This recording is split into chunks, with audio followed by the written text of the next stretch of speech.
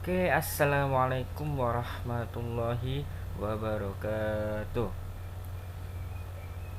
Oke, berjumpa lagi di video kedua. Pada kesempatan kali ini, dari video kali ini, saya akan mencoba membahas, ya, kita akan sama-sama belajar tryout take home yang pertama mata pelajaran bahasa Indonesia. Ya, sebelumnya semoga kalian tetap semangat belajar, semoga moodnya bisa tetap terjaga, ya. Kalau moodnya sedang baik, maka belajarnya akan cepat masuk, gitu kan ya.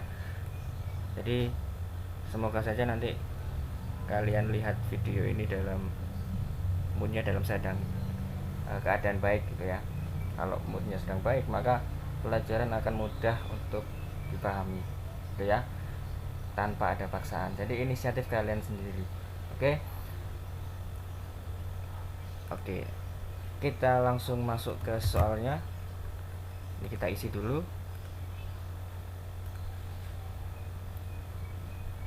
Bahasa Indonesia itu kan apa ya, ibaratnya pelajaran yang sering kita sepelekan, sering kita remehkan. Nah, itulah kenapa alasannya sampai sejauh ini dimanapun ya, di tingkat kota, di tingkat provinsi atau bahkan nasional, itu jarang banget yang dapat nilai sempurna, itu jarang sekali, bisa dihitung bahkan. Nah, padahal sebetulnya ada trik-trik tertentu untuk mengerjakan beberapa soal. Sama kayak matematika, ya, sama seperti matematika, itu sebetulnya ada beberapa trik khusus untuk mengerjakan beberapa soal-soal tertentu, ya. Jadi itu ada penjabarannya sendiri. Nah, kadang di sekolah-sekolah tidak diajarkan ya bagaimana menjawab soal-soal seperti ini, ya, hanya cara-cara cepatnya saja. Oke, kali ini beberapa soal nanti akan saya bahas lebih lebih ya panjang sedikit lah ya. Jadi biar tahu kenapa ini bisa ini jawabannya, kenapa tidak itu, kenapa tidak yang ini. Ya, banyak yang tertipu. Loh, harusnya kenapa tidak ini jawabannya, kenapa yang malah yang ini misalnya. Ya, padahal saya mengiranya yang ini, ternyata saya tertipu yang ini. Ya. Jadi eh, ada alasannya mengapa kok jawabannya apa namanya tidak sesuai dengan apa yang kita bayangkan, gitu ya. Oke. Oke, contoh ya. Kita langsung masuk ke soal-soal tryout 1. Kita masuk ke contoh soal nomor 1. Setiap pengendara sepeda motor harus menggunakan helm. Helm berfungsi untuk melindungi kepala dari benturan jika terjadi kecelakaan. Helm yang digunakan harus sesuai standar nasional Indonesia atau SNI. Makna kata benturan pada paragraf di atas. Nah, makna kata benturan ini mau tidak mau memang kita harus belajar banyak makna, ya.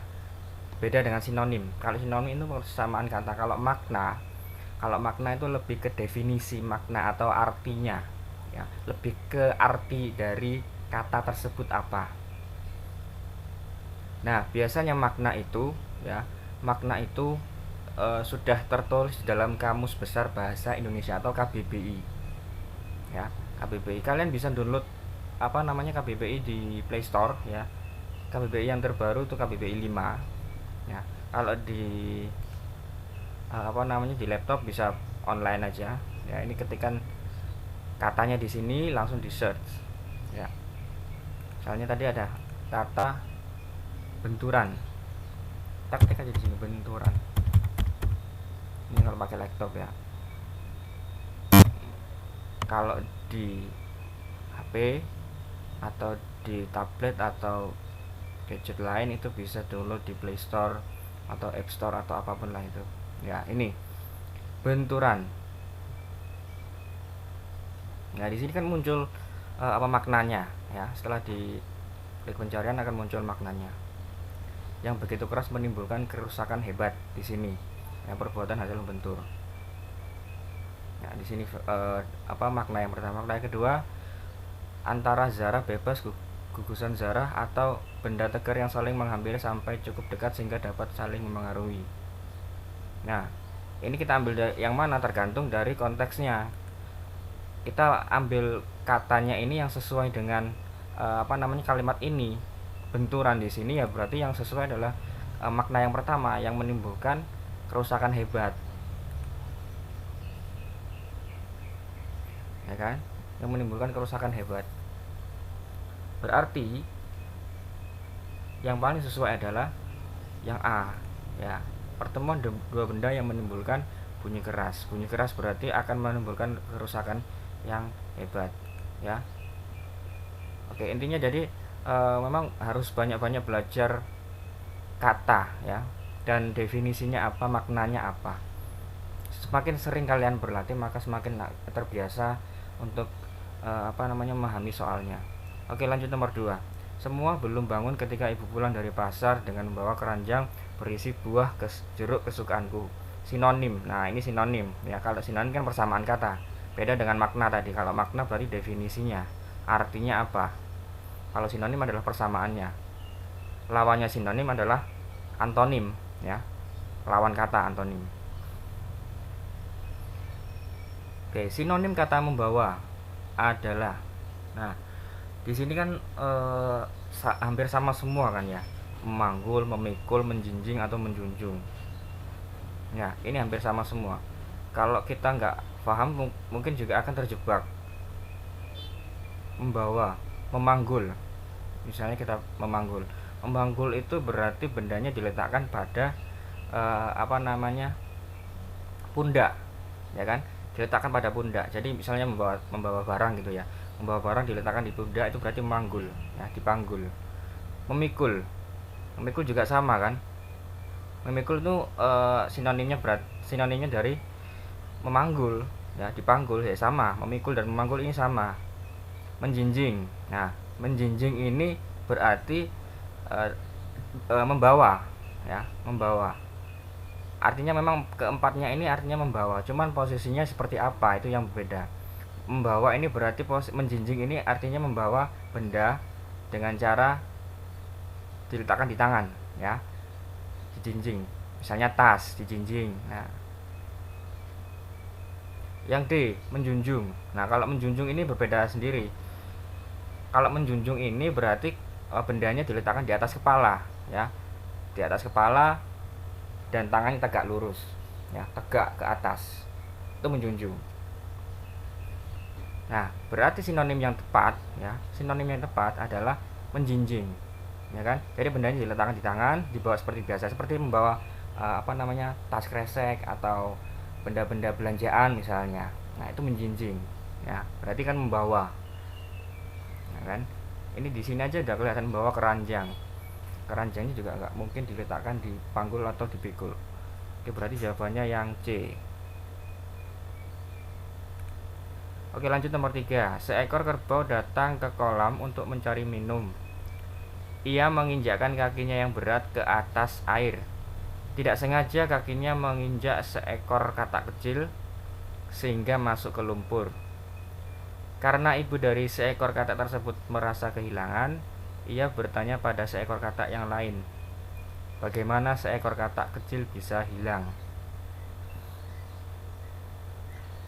Soal ini, ya, soal ini adalah soal tentang membaca sastra, ya.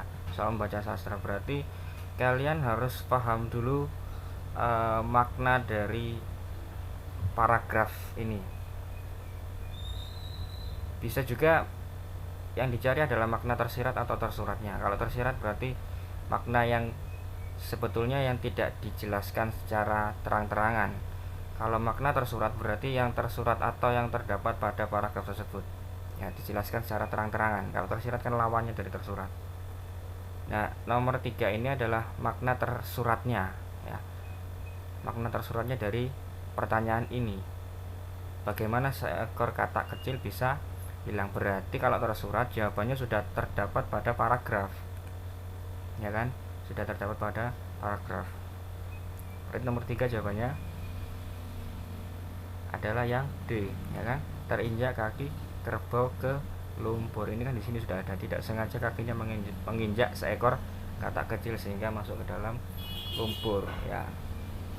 Katanya keinjak sama kerbau. Oke, lanjut nomor 4. Indonesia memiliki lautan yang luas. Lautan menyimpan sejuta terumbu karang, ikan, kepiting, dan udang. Keindahan bahari alam Indonesia sangat mempesona. Hal itu dapat menarik wisatawan baik domestik maupun mancanegara. Kalimat yang mengandung informasi pada paragraf di atas.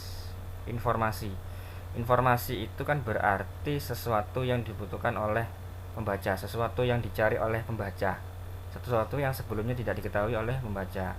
Berarti paragrafnya hampir mirip seperti paragraf eksposisi, mengandung informasi dan bisa juga menambah wawasan pembacanya.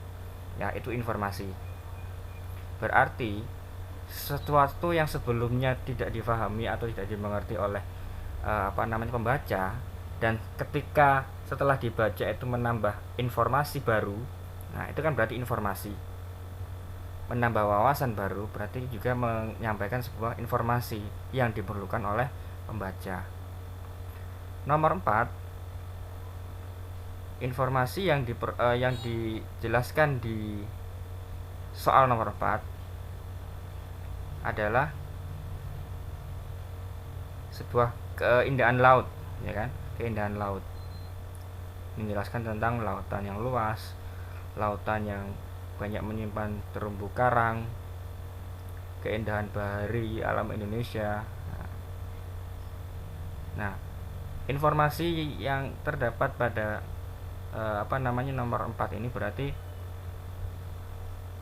intinya mengandung penggambaran tentang indahnya lautan Indonesia.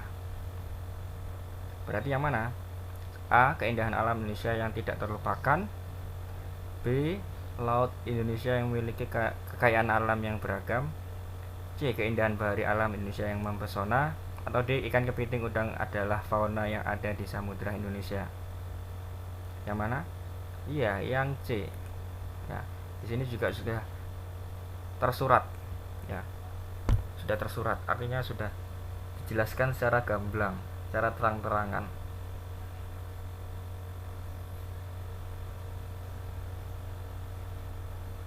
Berikutnya nomor 5. Bacalah kalimat-kalimat yang tersusun acak berikut. 1. Setibanya di sana kami langsung bermain dengan gembira. 2. Perjalanan menuju pantai sangat panas dan jauh. 3. Kami berangkat menuju pantai Ria Kenjeran pukul 6 WIB. 4. Anehnya kami tidak merasa lelah sama sekali. Urutan yang tepat agar menjadi paragraf yang padu. Kalau mengurutkan kalimat berarti kita harus mencari kalimat utamanya terlebih dahulu, ya. Ingat, kalimat utama dan kalimat pertama itu berbeda. Kalimat utama itu bisa di awal paragraf, bisa di akhir paragraf, atau bisa di awal dan di akhir. Kalau kalimat pertama itu berarti kalimat yang paling pertama urutannya. Kalau kalimat utama itu adalah kalimat yang mengandung ide pokok atau gagasan utama, ya, beda. Jadi kalimat utama itu adalah inti dari semua paragraf. Nah, nanti setelah kalimat utama berarti ada kalimat penjelas. Kalimat utama dijelaskan di kalimat berikutnya. Kalimat berikutnya menjelaskan lagi, dan seterusnya. Untuk kalimat kalimat utama yang berada di awal paragraf disebut deduktif, ya. Bisa kalian catat atau ingat-ingat, deduktif. Lawannya deduktif adalah induktif, berarti kalimat utamanya berada di akhir. Kalau kalimatnya ada di awal dan di akhir berarti itu paragraf campuran. Contoh, kalau kalimat utamanya berada di awal itu ada cirinya, ya, ada cirinya. Ketika kalimat utamanya berada di awal, misalnya menjelaskan tentang pantai Ria Kenjeran, ya. Pantai Ria Kenjeran adalah pantai yang terletak di kota Surabaya. Itu kan kalimat utama ya. Lalu dijelaskan lagi, pantai tersebut ya, terdapat banyak batuan. Itu kan kalimat penjelasnya. Di sana juga banyak orang berjualan. Itu kalimat penjelas berikutnya. Ya, kalau seperti itu dijelaskan lagi ada pengulangan kata. Kalau ada pengulangan kata sudah pasti itu kalimat utamanya berada di awal. Ya. Kalau ada kalimat atau katanya diulang di kalimat kedua, itu sudah pasti kalimat utamanya berada di awal. Ya. Berarti paragraf tersebut adalah termasuk paragraf deduktif. Ya kan? Deduktif. Sedangkan kalau induktif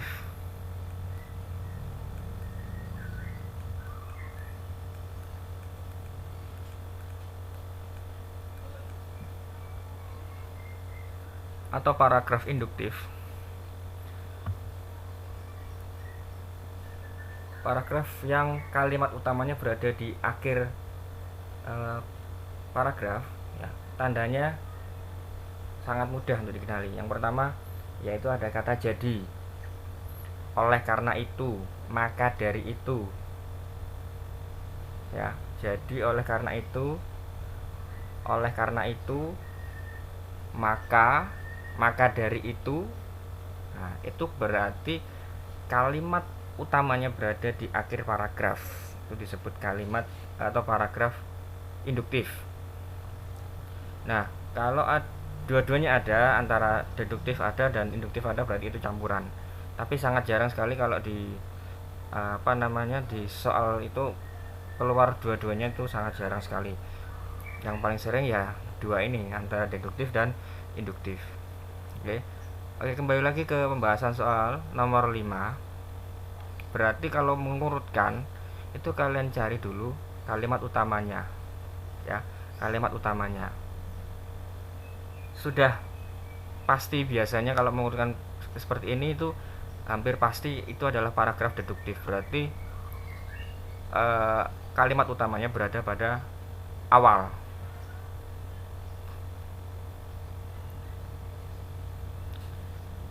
Oke, kita lihat nomor 1, setibanya di sana kami langsung bermain dengan gembira. 2, perjalanan menuju pantai sangat panas dan jauh. 3, kami berangkat menuju pantai Ria Kenjeran pukul 6. Anehnya kami tidak merasa lelah sama sekali. Oke, kalau dilihat dari pilihannya ini kan 3, 3, 3, jadi menuju ke nomor 3 ya. Berarti ini sudah pasti kalimat utamanya di nomor 3 ya, di nomor 3 ini kan. Nah, tinggal bagaimana kita cari kalimat penjelas berikutnya. Oke, kami berangkat menuju pantai Ria Kenjeran pukul 6. Nah, kita cari yang sekiranya kalimat ketiga ini dijelaskan pada kalimat berikutnya. Kami berangkat menuju pantai Ria Kenjeran pukul 6. Setibanya di sana kami langsung bermain dengan gembira. Perjalanan menuju pantai sangat panas dan jauh. Nah, antara nomor 1 dan 2 atau 4, anehnya kami tidak merasa lelah. Yang harusnya diletakkan setelah nomor 3 adalah nomor 2 terlebih dahulu kan. Kami berangkat menuju pantai Ria Kenjeran pukul 6. Perjalanan menuju pantai sangat panas dan jauh. Nah, sesuai kan ini? Nomor 2 ini menjelaskan nomor 3. Nah, tinggal nomor 2 kita cari lagi kalimat penjelas berikutnya. Setibanya di sana kami langsung bermain dengan gembira. Anehnya kami tidak merasa lelah sama sekali. Nah, ini pilihannya tinggal B sama D ya. Ini kan nomor 2. Jadi pilihan yang A sama C itu kita eliminasi, alias tidak usah dilihat lagi ya, kita eliminasi. Jawaban A dan C kita eliminasi. Tinggal B sama D, kita mengerucut pada 2 pilihan, B sama D. Oke, coba perhatikan. Anehnya kami tidak merasa lelah sama sekali. Setibanya di sana kami langsung bermain dengan gembira. Atau setibanya di sana kami langsung bermain dengan gembira. Anehnya kami tidak merasa lelah sama sekali. Berarti yang harusnya penjelas nomor 2, nomor 1 atau nomor 4, perjalanan menuju sangat panas dan jauh. Sangat panas dan jauh. Nah, ini kan ada kalimat pertentangan ya. Setelah nomor 2 ini biasanya ada kalimat pertentangan. Ya, berarti yang sesuai adalah yang nomor 4, perjalanan menuju pantai sangat panas dan jauh. Anehnya kami tidak merasa lelah sama sekali. Setibanya di sana kami langsung bermain dengan gembira. Jadi kalimatnya dari umum ke khusus.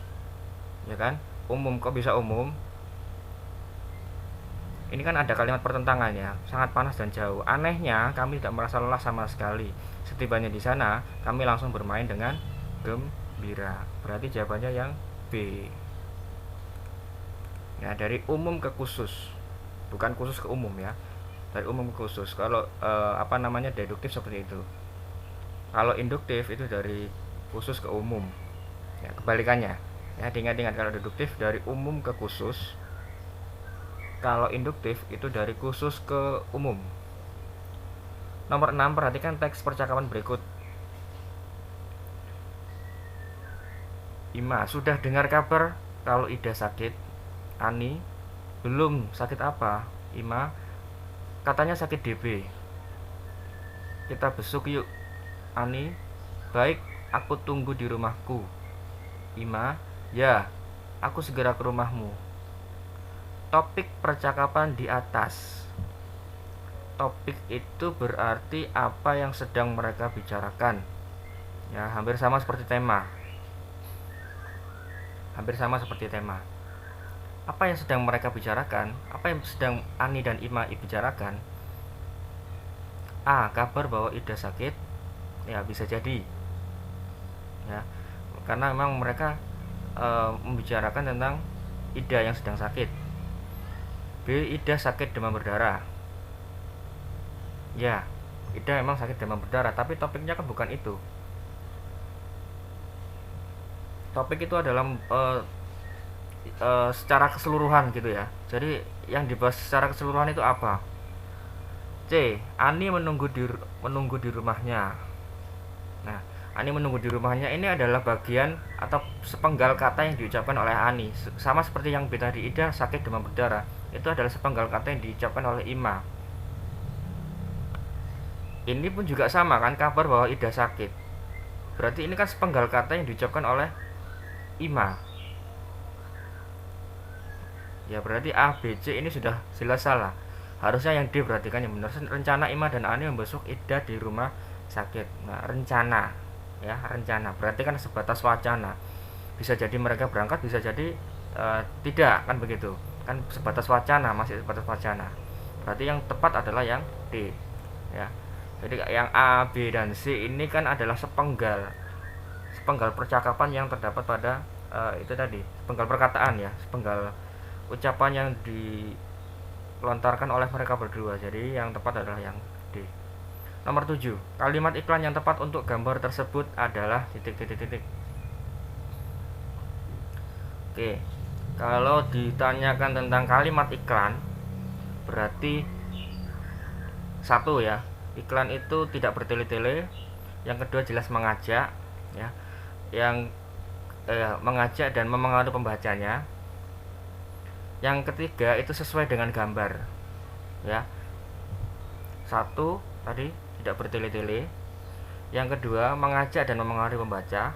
Yang ketiga sesuai dengan gambarnya. Iklan itu bisa iklan komersil atau iklan layanan masyarakat. Kalau iklan komersil itu tujuannya untuk memperoleh keuntungan sebanyak-banyaknya. Kalau iklan layanan masyarakat itu berarti fungsinya untuk mengedukasi masyarakat atau memberikan wawasan kepada masyarakat. Artinya tidak menginginkan keuntungan ya, tidak bertujuan untuk memeraup keuntungan. Nomor 7, kalimat yang sesuai dengan gambar ya, ingat dengan gambar. Pasti nanti dijadikan dengan gambar. A, hutan sangat bermanfaat bagi kehidupan kita. Ya, memang hutan sangat bermanfaat, tetapi itu tidak merujuk ke gambarnya. B, hutan adalah paru-paru dunia. Ya, betul ya. hutan adalah paru-paru dunia. Tapi apakah sesuai dengan gambar? Tidak. C. Jangan menembangi hutan sembarangan. Ya, ini sesuai dengan gambar kan ya? Sesuai. Sejauh ini yang C yang paling sesuai. D. Lakukan reboisasi dengan sejuta pohon. Tidak sesuai, malah melenceng jauh. Berarti yang sesuai adalah yang C. Nah, sesuai dengan gambarnya, merujuk pada gambarnya. Oke, lanjut nomor 8. Mata memerlukan istirahat. Terlebih dengan cahaya yang temaram atau redup, kerja otot mata menjadi keras. Dengan cahaya temaram dan otot mata yang lelah, lensa mata menjadi cembung. Jika lensa mata cembung terus-menerus, lama-kelamaan menjadi minus. Mata akan bertambah minus apabila kebiasaan tersebut tidak diubah. Pernyataan yang sesuai dengan paragraf di atas. Pernyataan. Kalau ditanyakan tentang pernyataan, ya, pernyataan berarti adalah pernyataan yang terdapat pada paragraf, ya, seperti yang saya bilang tadi. Berarti ini adalah mencari kalimat yang tersurat atau yang terdapat pada paragraf. Kalimatnya sudah ada di paragraf, tinggal dicari, ya, tinggal dicari yang mana yang ada di paragraf. A. Mata yang lelah memerlukan istirahat. Apakah ada di paragraf? Ya, ada. Mata memerlukan istirahat. Tetapi di sini tidak dijelaskan mata yang lelah. B. Mata yang dipaksa cembung menjadi pemicu mata lelah. Dipaksa cembung. Apakah matanya dipaksa untuk cembung? Tidak, ya. Tidak. Maksudnya tidak dijelaskan di sini. C. Kerja keras otot mata menjadi pemicu lensa mata menjadi cembung. Kerja keras otot mata.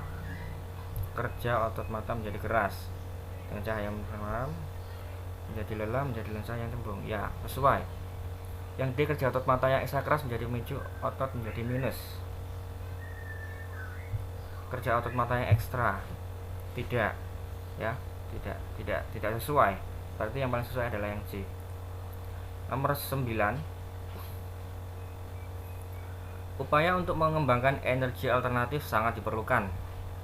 Melalui berbagai program, pemerintah gencar mengembangkan pemanfaatan energi alternatif. Energi alternatif yang dimanfaatkan tentu energi yang murah dan ramah lingkungan. Simpulan isi paragraf tersebut.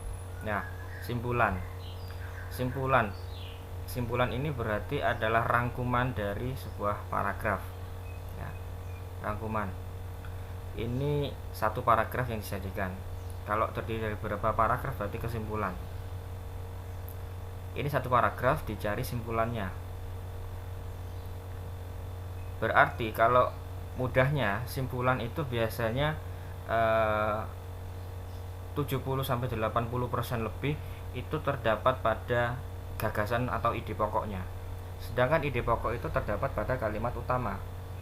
Ya, terdapat pada kalimat utama. Karena kalimat utama itu kan adalah kalimat inti yang menjelaskan sebuah paragraf. Berarti yang harus kita cari pertama adalah kalimat utamanya. Kalimat utamanya yang mana? Yang ini kan, upaya untuk mengembangkan energi alternatif sangat diperlukan. Ini kan kalimat utamanya. Kalimat utama baru kita tarik menjadi ide pokok. Ide pokoknya berarti adalah pengembangan energi alternatif. Ya kan? Pengembangan energi alternatif. Nah, berarti yang tidak jauh-jauh dari ide pokok itu adalah simpulan. Contoh A. Pemanfaatan energi alternatif mengurangi ketergantungan terhadap minyak. Bukan. Yang B. Pengembangan energi alternatif yang ramah lingkungan mutlak diperlukan. Ini yang sejauh ini sesuai. C. Program pemerintah tentang pengembangan energi alternatif perlu didukung. Bukan juga. Yang D. Energi alternatif yang dimanfaatkan adalah energi yang mudah didapatkan. Bukan. Ya, intinya tadi yang sesuai dengan ide pokok atau kalimat utama. Ya, yang tidak jauh-jauh dari itu. Berarti yang mana? Yang B. Kan? Ini tadi upaya untuk mengembangkan energi alternatif sangat diperlukan. Ya. sudah jelas, berarti simpulannya yang B. Pengembangan energi alternatif yang ramah lingkungan mutlak diperlukan. Nomor 10. Bacalah paragraf berikut. Meja yang dibelikan Bapak untuk Anton sebagai hadiah ulang tahun sudah sampai. Meja itu terbuat dari kayu jati. Meja itu memiliki tinggi 80 cm, lebar 40 cm, dan panjang 2 meter. Meja ini mempunyai 2 lemari sebelah kiri dan sebelah kanan. Dengan adanya penyangga kaki membuat meja ini nyaman digunakan untuk belajar. Jenis paragraf tersebut adalah jenis paragraf. Jenis paragraf ada 5 ya. Ada deskripsi, ada narasi, ada eksposisi, ada argumentasi, ada persuasi. Ya. Ada 5. Deskripsi itu menggambarkan sesuatu atau objek. Ya, penggambaran berarti digambarkan secara lengkap. Misalnya manusia digambarkan memiliki rambut yang hitam, ya, memiliki kulit yang sawo matang atau kecoklatan, memiliki bentuk mata yang, nah itu kan penggambaran secara objek, berarti itu deskripsi.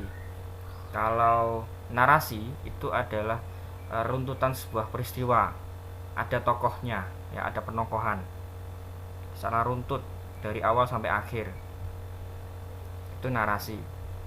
Lalu eksposisi. Eksposisi adalah paragraf yang isinya bisa menambah wawasan pembacanya atau berisi sebuah informasi-informasi penting, ya, dijelaskan dan juga diberikan fakta-fakta yang mendukung. Eksposisi hampir sama seperti argumentasi, cuman bedanya argumentasi itu berupa pendapat, ya. Berupa pendapat berarti tidak ada fakta-fakta atau data-data yang lebih rinci seperti eksposisi. Kalau eksposisi ada data-data yang lebih rinci, ya, lebih jelas dan bahkan sudah sudah diteliti secara ilmiah. Itu eksposisi. Kalau argumentasi belum tentu diteliti secara ilmiah dan itu sebatas pendapat pembacanya, ya, penulisnya, pendapat dari penulisnya, itu argumentasi. Sedangkan persuasi, ya, persuasi adalah paragraf yang sifatnya mengajak pembaca untuk mengikuti apa yang diinginkan oleh si penulis. Jadi ada kata-kata ayo, mari, itu adalah paragraf persuasi. Oke, nomor 10. Ini kan tentang menggambarkan sebuah objek, ya. Mejanya diceritakan punya adalah meja yang terbuat dari kayu jati, tingginya sekian, lebarnya sekian, panjangnya sekian. Ini kan menggambarkan secara fisiknya. Nah, menggambarkan. Jadi kalau menggambarkan sudah pasti deskripsi. Ya, berarti yang B. Nomor 11. Bacalah cerita berikut. Andre kaget ketika bangun dari tidurnya. Jam dinding telah menunjukkan pukul 6.15 WIB. Padahal sekolah masuk pukul 6.30. Perjalanan ke sekolah memerlukan waktu 20 menit. Ia bangun kesiangan karena menonton pertandingan bulu tangkis di televisi hingga larut malam. Ia cepat-cepat mandi dan langsung berangkat ke sekolah tanpa sarapan terlebih dahulu. Prediksi yang akan terjadi sesuai dengan cerita di atas. Ya, kalian diminta untuk memprediksi. Prediksi itu berarti kan dugaan. Kira-kira apa yang akan terjadi berikutnya? Setelah kalian teliti dari kalimat yang paling terakhir, ya, apa yang akan terjadi setelah ini, ya, prediksi berarti kan dugaan. Kalimat terakhir ini apa tadi? Ia cepat-cepat mandi dan langsung berangkat ke sekolah tanpa sarapan terlebih dahulu. Kalau ia cepat mandi dan tanpa sarapan, kira-kira apa yang akan terjadi? Di sini kan sudah 6.15, ya kan? Padahal masuknya pukul setengah 7 dan perjalanannya 20 menit. Berarti apa yang terjadi? Pasti dia akan terlambat, ya kan? 20 menit. Paling tidak dia berangkatnya 6.10, ya, 6:10. Itu baru dia itu pun juga terlalu mepet, ya. Berarti harusnya kan pukul 6 atau jam 6:05. Nah, ini 20 menit perjalanan, sedangkan dia bangun pukul 6.15, belum lagi dia mandinya, itu kan juga perlu waktu. Berarti yang akan terjadi berikutnya sudah pasti dia akan terlambat, kan. Jadi kita lihat dulu pilihan jawabannya. A. Andre terlambat sampai di sekolah. B. Andre disuruh piket oleh gurunya. Ya, kalau ini kan kondisional ya. Kondisional itu tergantung dari kebijakan sekolahnya. Ya, kalau memang dia dihukum untuk piket. Ya. Jadi kita cari yang pasti. Yang C, bulu tangkis adalah olahraga kegemarannya. Ini juga tidak sesuatu yang pasti. Yang D, secara bulu tangkis tetap akan dilihatnya meskipun sampai larut malam. Ya, ini juga bukan. Ya, berarti yang pasti yang akan terjadi adalah yang A. Andre terlambat sampai di sekolah. Itu prediksinya. Nomor 12, perhatikan teks berikut dengan cermat. Teks 1 ya, teks 1. Ini agak ini ya, karena memang mengeditnya ini agak susah. Jadi tulisannya tidak bisa rapi. Teks 1, Doni anak yang periang. Ia senang menghibur teman-temannya. Ia sedang bersedih. Teman-temannya sedang bersedih dengan bermain musik. Teman-teman Doni pun senang dengan kehadiran Doni yang selalu membuat suasana menjadi ceria. Teks kedua, Budi pandai bermain musik. Dia dapat memainkan beberapa jenis alat musik seperti gitar, piano, dan seruling. Teman-temannya memuji kepiawaian Budi dalam bermain musik. Persamaan dari kedua teks di atas. Oke, jadi disajikan dua teks yang berbeda seperti ini. Ya, ada satu soal yang seperti ini. Nanti disajikan dua teks yang berbeda dan kalian diminta untuk mengidentifikasi teks tersebut. Diidentifikasi itu berarti ditelaah soalnya. Teks 1 tentang apa ceritanya, teks 2 tentang apa. Kadang juga diminta perbedaannya ya. Jadi nggak harus persamaan, bisa jadi perbedaan. Nah, kalau diperlukan itu kalian kalau mengidentifikasi sebuah teks gunakan 5W+1H ya. Apa, siapa, kapan, dimana, mengapa, bagaimana. Ya, jadi 5W+1H itu kalian buat pertanyaan. Nah, pertanyaan yang mana yang akan memiliki persamaan, nah itu berarti persamaannya. Pertanyaan mana yang berbeda jawabannya, nah itu perbedaan. Ya, kalau perlu seperti itu, sampai serinci itu. Ya, jadi bahasa Indonesia sering diremehkan ya karena hal-hal yang seperti ini. Ya, jadi kita nggak bisa dapat nilai sempurna ya karena hal-hal seperti ini gitu ya. Jadi sampai serinci itu seharusnya bahasa Indonesia itu. Oke ya. Nomor 12, dicari persamaannya. Berarti sama-sama membahas apa begitu. Oke, kita lihat dari pilihan jawabannya. A, keduanya anak yang periang. Yang satu, Doni anak yang periang. Yang kedua, apakah dia juga periang? Tidak, ya, tidak dijelaskan di situ. Yang B, keduanya sama-sama pandai bermain piano. Apakah Doni bermain piano? Bermain musik, tapi di sini musiknya dijelaskan musik apa atau alat musik apa. Yang teks kedua, memang Budi bisa memainkan alat musik dan dijelaskan di sini secara spesifik yaitu gitar, piano, seruling. Oke, kita tahan dulu jawaban yang B. Yang C, keduanya sama-sama senang bermain musik. Ya, ini sudah jelas kan? Senang bermain musik. Keduanya juga suka bermain musik untuk menghibur teman-temannya. Bukan untuk menghibur ya, untuk kalau yang satu itu menghibur teman-teman. Kalau yang kedua itu bukan untuk menghibur temannya ya, tapi karena memang itu kesukaannya dia. Yang D, keduanya sama-sama senang menghibur temannya. Ya, ini tadi ya yang barusan dibahas. Yang pertama memang menghibur teman, tapi yang kedua itu tujuannya bukan ia menghibur temannya ya. Bukan.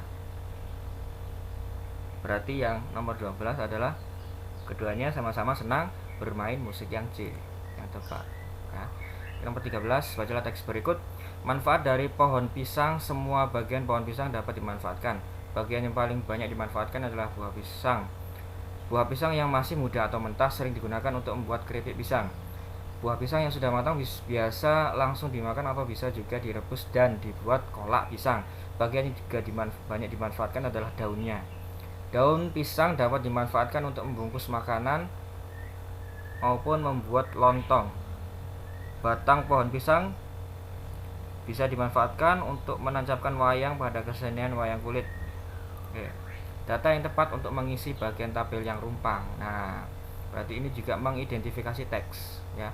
Mengidentifikasi teks. Pernyataannya sudah ada di sini, tinggal bagaimana kita bisa mengisi paragraf yang rumpang ini yang sesuai dengan pasangannya. Ya, yang sesuai dengan pasangannya. Buah pisang yang matang. Buah pisang yang matang kegunaannya apa di sini? Nah, ini kebalikannya. Bagian pohon pisang yang apa yang bisa digunakan untuk membuat lontong? Nah, ini bagian pohon pisang batang digunakan untuk apa? Oke, yang pertama, buah pisang yang matang tadi di sini ya. Buah pisang yang masih muda digunakan untuk membuat keripik pisang. Buah pisang yang sudah matang biasa langsung dimakan atau juga bisa direbus dibuat kolak pisang. Berarti yang A jawabannya adalah kolak pisang. Nah, yang mana? Yang A dan B. Berarti yang C dan D kita eliminasi, ya. Sudah jelas salah, tidak usah fokus ke pilihan C dan D. Kita fokus ke A dan B, ya. Kita kerucutkan jadi dua pilihan, A dan B. Oke, berikutnya. Bagian pohon pisang yang mana yang digunakan untuk membuat lontong? Oke, kita lihat dulu. Bagian yang juga banyak dimanfaatkan adalah daunnya. Daun pisang dapat dimanfaatkan untuk membungkus makanan maupun untuk membuat lontong. Nah, ini ya, daun pisang dapat dimanfaatkan untuk membungkus makanan atau membuat lontong. Berarti jawabannya adalah bagian daun pisang. Daun pisang. Nah, daun. Nah, jadi sudah jelas ya, berarti jawabannya yang B. Nah, gak usah lama-lama, langsung aja berarti. Yang B. Yang C berarti batang berfungsi untuk menancapkan wayang. Gitu ya. Untuk mempersingkat waktu, jadi nggak biar nggak wasting time, biar nggak menghabiskan waktu terlalu lama. Oh ya, untuk ngomong-ngomong masalah menghabiskan waktu, berarti ada cara lain ya.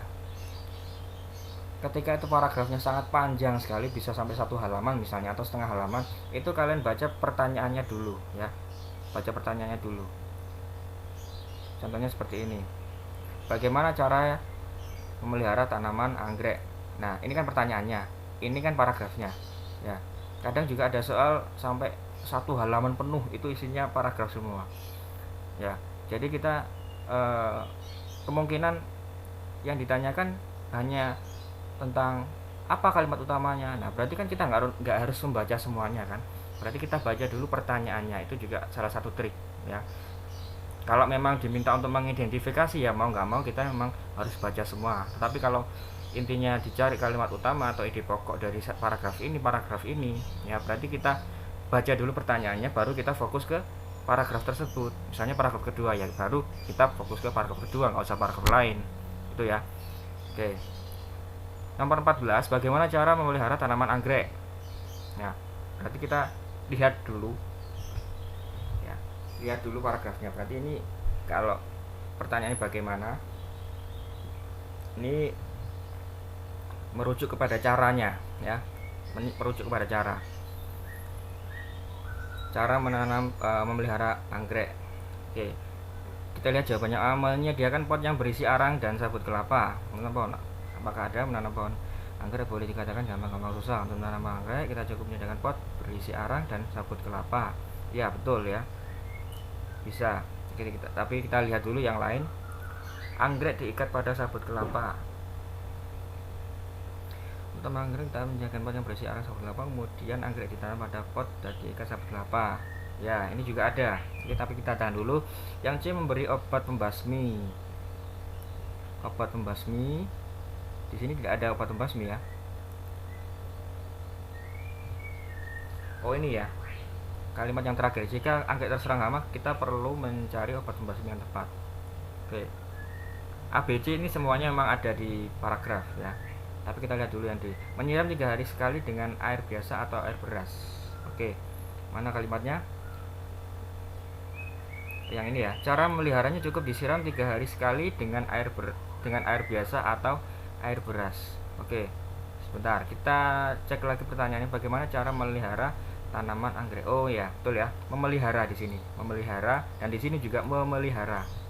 Ya. Berarti yang tepat adalah yang dadu, yang D. Nyiram 3 hari sekali dengan air biasa atau air beras. 15. Perhatikan kutipan cerita berikut. Suatu hari Dina diajak ayahnya pergi ke museum angkut. Awalnya Dina tidak tertarik karena dia mengira akan membosankan di sana. Dina lebih suka bermain di tengah dengan teman-teman daripada ke museum angkut. Setelah sampai di museum angkut, dugaan Dina salah. Museum angkut ternyata tempat yang menyenangkan. Di sana Dina dapat melihat berbagai alat transportasi dari berbagai zaman dan negara yang ditata secara rapi sehingga menarik. Dina pun sangat bahagia karena dapat bermain ke museum angkut. Amanat yang dari cerita di atas, amanat yang tepat dari cerita di atas gitu ya. Amanat itu adalah pesan ya, pesan yang terdapat pada cerita. Jadi kalau pesan itu kalimatnya berarti kalimat secara tersirat atau tidak diungkapkan secara terang-terangan. Tuh. Di sini kan tadi 15 dijelaskan Dina itu sebetulnya tidak mau ke museum karena masih akan membosankan. Tapi ternyata sesampai di sana dia malah salah dugaannya ya, ternyata menyenangkan di sana. Dia bisa lihat macam-macam alat transportasi. Dia juga bisa foto-foto selfie mungkin ya. Jadi berbeda dari dugaan awalnya itu ya. Berarti amanat atau pesan apa yang bisa ditarik dari sebuah cerita itu? Yang A, berliburlah bersama keluarga dengan senang. B, hargailah tempat wisata yang ada di sekitar kita. C, kita harus hidup rukun bersama keluarga. D, jangan mudah berprasangka karena tidak selamanya prasangka itu benar. Yang mana? Yang D ya. Kan tadi diungkapkan Dina berprasangka atau Dina menduga bahwa di sana akan membosankan, ternyata kebalikannya ya kan, ternyata kebalikannya malah di sana menyenangkan gitu ya. Dia kan berprasangka, berarti yang D. 16. Perhatikan syair di bawah ini. Syair itu berarti puisi lama ya. Wahai anak-anakku, dengarlah nasihat gurumu. Bersungguh-sungguhlah dalam menuntut ilmu agar tercapai cita-cita dan asamu. Makna kata asa dalam syair tersebut, asa ya, berarti ini mau tidak mau memang harus pelajari kata-kata seperti nomor 1 tadi ya. Kita harus pelajari makna kata pada sebuah paragraf atau syair atau sebuah cerita gitu ya. Asa itu kan berarti harapan ya, harapan. Berarti yang B kan jawabannya. Nah, kalau tidak paham memang bisa pakai cara ini ya. Dicoba satu persatu mana yang sekiranya itu yang paling sesuai dengan syair ini. Misalnya ilmu, menuntut ilmu agar tercapai cita dan ilmumu. Kan ini sudah ada ilmu kan, ilmu jadi nggak mungkin dimasukkan di sini lagi. Harapan, ilmu agar tercapai cita dan harapanmu. Nah, paling sesuai. Ilmu agar tercapai cita dan tantanganmu. Ya, tantangan itu sesuatu yang belum tentu orang semuanya suka dengan tantangan. Ya, keliru. Agar tercapai cita dan masa depanmu. Ya, ini bisa jadi. Nah, berarti memang cara yang paling tepat adalah mempelajari banyak kata dalam KBBI ya, Kamus Besar Bahasa Indonesia ya. Itu PR yang susah untuk kita karena memang kita nggak bisa prediksi kata apa yang akan keluar pada US nanti ya. Tapi semoga saja nanti kata yang keluar adalah kata yang familiar dengan telinga kita ya. Familiar berarti artinya sudah sangat sering kita dengar gitu ya. Oke, lanjut nomor 17. Perhatikan paragraf berikut. Pak Susilo menyisihkan sebagian gajinya untuk keperluan buku dan alat tulis murid-muridnya. Setelah lulus dari sekolah dasar, beberapa murid ingin melanjutkan ke SMP. Di kampung Pak Susilo belum ada SMP, sehingga Pak Susilo dengan senang hati mengantarkan mereka ke kampung seberang dengan mengayuh perahunya sendiri. Maksud kalimat bercetak miring. Oke, sebentar. Ini memang harusnya ada kalimat bercetak miring ya, tetapi karena di sini Google Form tidak mendukung kalimat yang bercetak miring, maka tulisannya sama saja ternyata ya, tidak ada yang bercetak miring di sini. Oke, berarti kita lihat dari pilihan jawabannya aja ya. Pak Susilo selalu memberikan murid-muridnya buku tulis. Pak Susilo meminta bantuan buku. Pak Susilo, oh ini tentang buku yang ini ya. Nah ini yang ini. Nah yang di blok ini, Pak Susilo menyisihkan sebagian gajinya untuk keperluan buku dan alat tulis muridnya.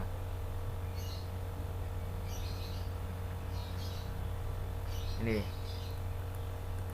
berarti intinya tentang kata ini ya, menyisihkan sebagian gajinya, menyisihkan sebagian gajinya disisihkan untuk dibelikan keperluan alat tulis dan murid.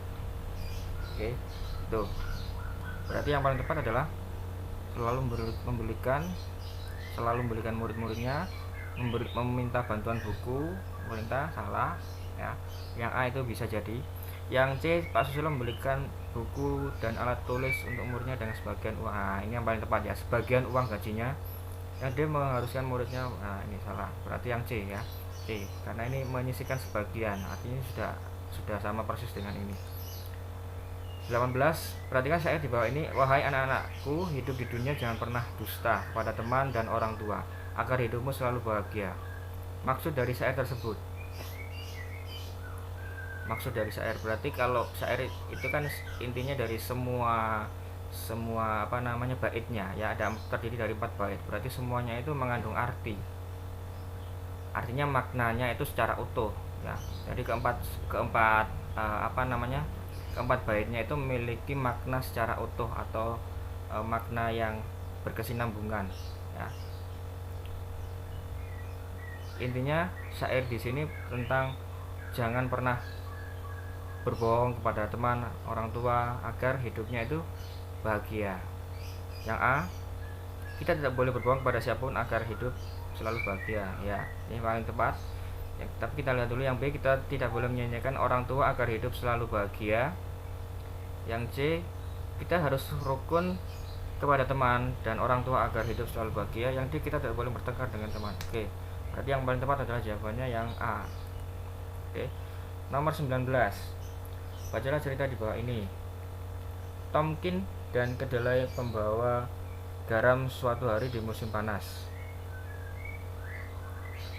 Seekor keledai berjalan di pegunungan. Dia membawa beberapa karung garam di punggungnya. Di depan tampak sebuah sungai. Tanpa berpikir panjang, ia masuk ke dalam sungai dan biur. Keledai pun tercebur. Keledai berusaha berdiri. Anehnya, semakin lama berada di dalam air, beban di punggungnya terasa ringan ya.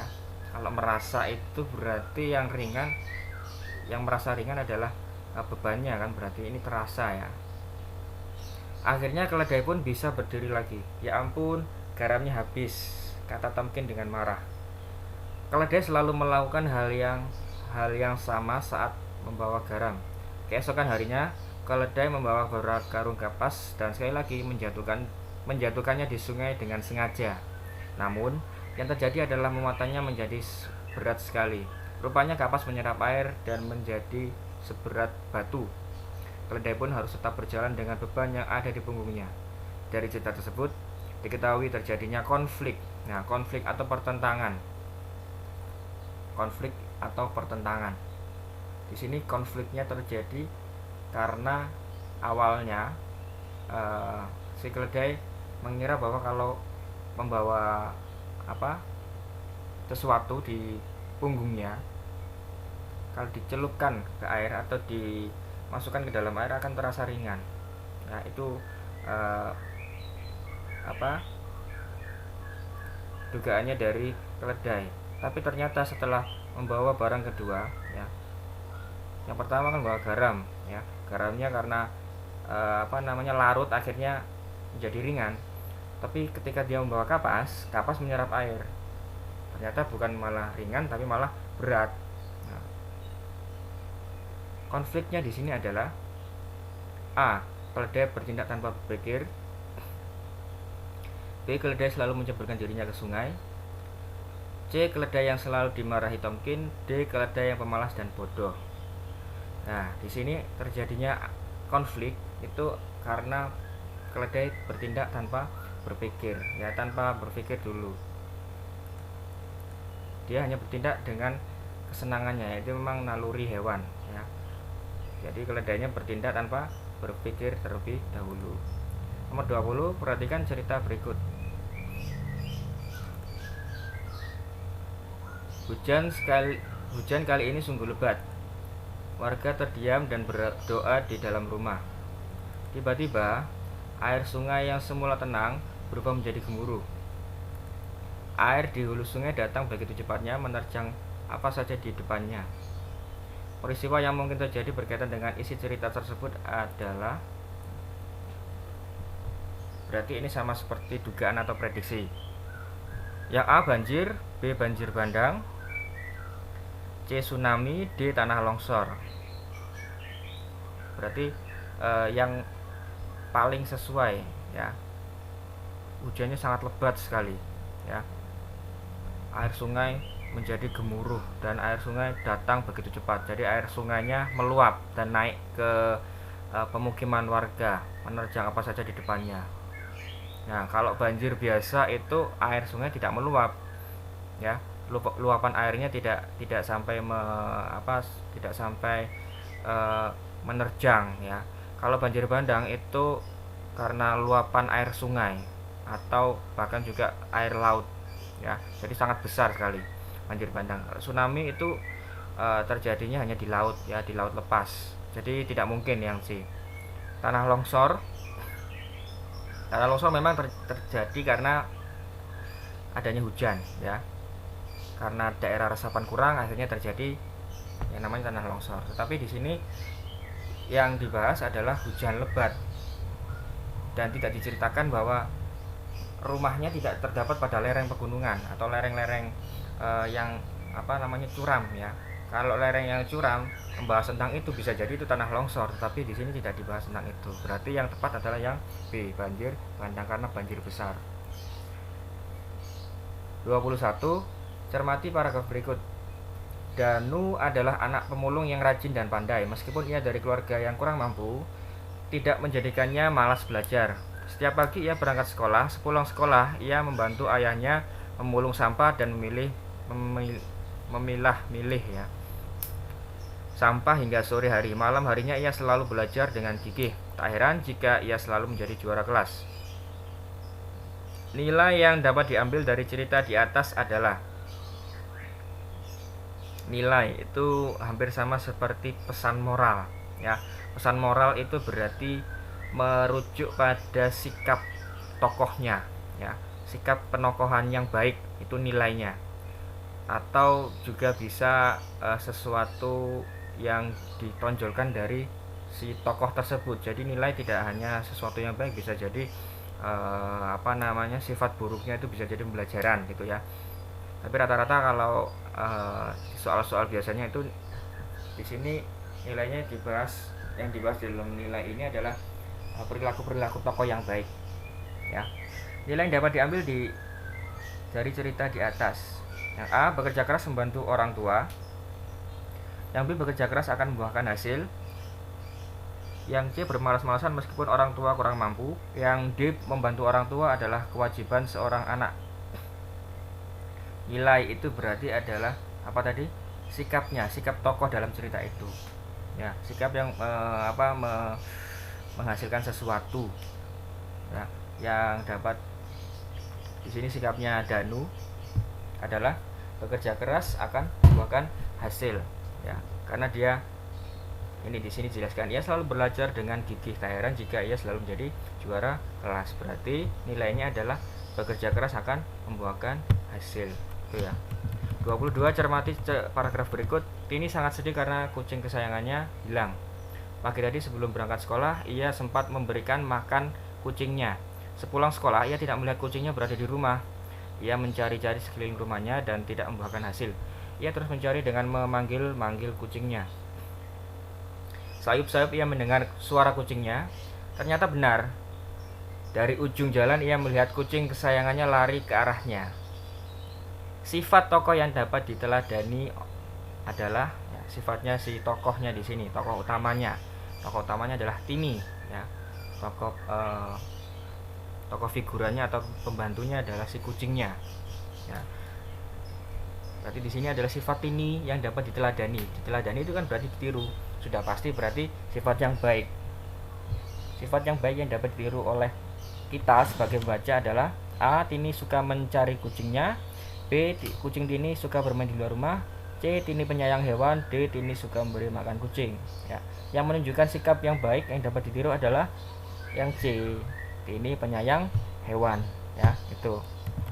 Nomor 23, perhatikan petunjuk pembuat jus mangga yang tersusun acak berikut. Oke.